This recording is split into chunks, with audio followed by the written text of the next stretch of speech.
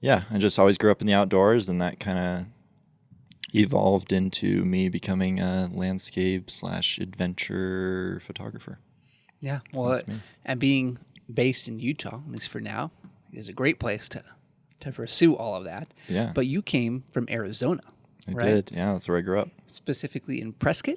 Prescott, that's the one. Now, were you still involved with a lot of outdoor activities growing up down in Prescott? Oh yeah, definitely. So my parents are both like pretty active lifestyles.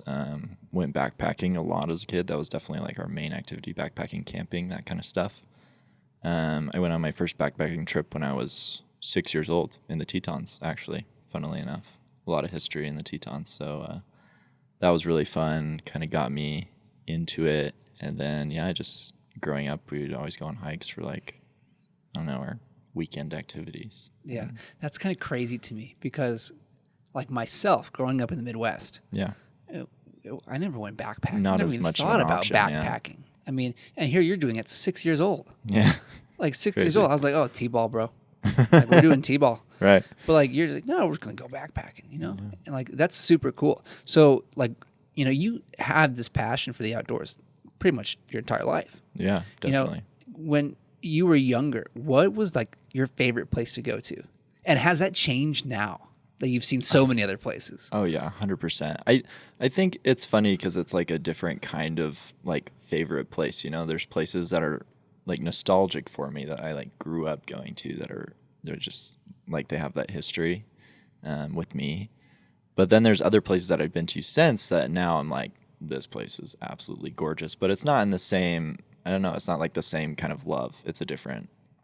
I don't know. It's like I would say like the love for your sibling is different than like a love for a friend, but you love both those people, but it's just a little bit different. And I'd say that's the same with like these places that I've been to. So, well, like one of my new ones, the Wind Rivers in Wyoming. I love that mountain range so much. I got to spend a lot of time there this summer. But one of the old ones is like Sedona. Like growing up, we'd go out there and camp on the rim above Sedona. That's a big place. Because nostalgia. Prescott's not like too far from Sedona.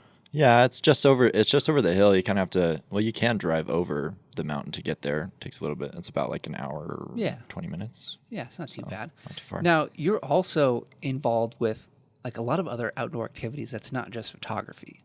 Like I know like canyoneering and stuff. Yeah. How did you get involved with that stuff? Because again, someone like me coming from the Midwest, there's no canyons. Like Sure. there's nothing that you could really do that it even gets close to the kind of outdoor opportunities we have here. Right. It's kind of funny you say that because I think now I'm viewed as this person that does like a lot of these other outdoor activities besides photography, but like I didn't get into a lot of them until like maybe a year, 2 years ago. Growing up, it was like strictly backpacking and hiking, but I've been into canyoneering for about a year, and that's really just because of the people I surround myself with. And like I love people that love the outdoors, and if they get into a hobby, like it's gonna trickle down to me eventually.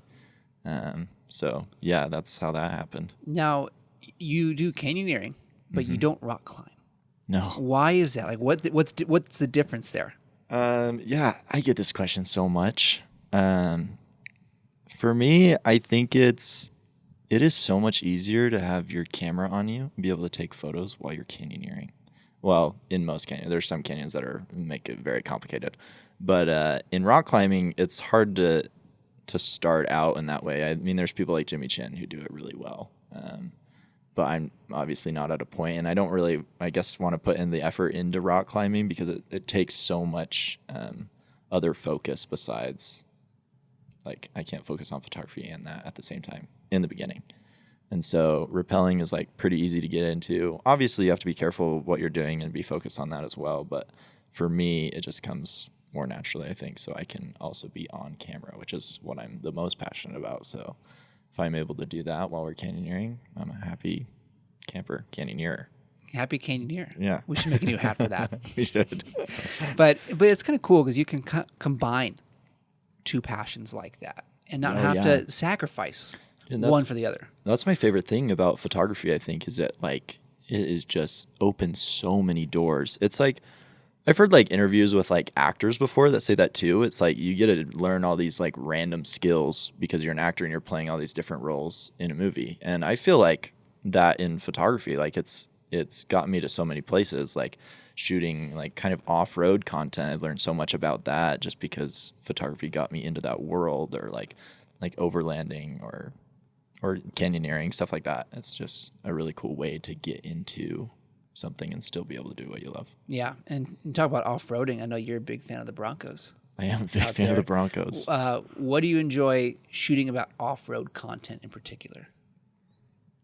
I think there's just something that's like thrilling about it, and it kind of transfers this feeling of almost adrenaline into a photo that I think is really cool. I think a lot of action sports photographers would say the same thing about what they do, but I really get that feeling from like off-roading because it's something that I enjoy to do, and it also gets you to places that are just really beautiful that you can't get to in a Civic or whatever you're in, or an Astra van. Hey, the van can go a lot of places. Yeah, it's been some places that I shouldn't have been probably. Yeah.